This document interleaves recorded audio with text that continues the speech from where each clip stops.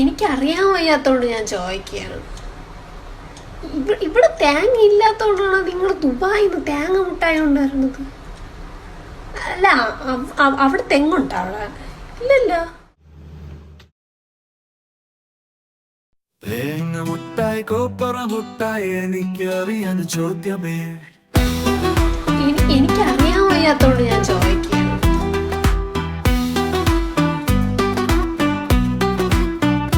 തേങ്ങ മുട്ടായി കോപ്പറ മുട്ടായി എനിക്കറിയാൻ ഒരു ചോദ്യമേ.